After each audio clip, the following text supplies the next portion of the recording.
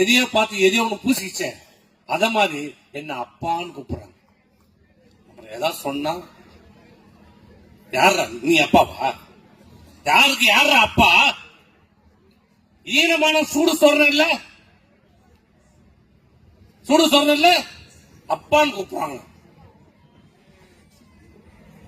எல்லாம் அம்மா பார்த்தா எல்லாம் அம்மா அம்மான்னு கூப்பிடுறதால அப்பான்னு கூப்பிடுறாங்க.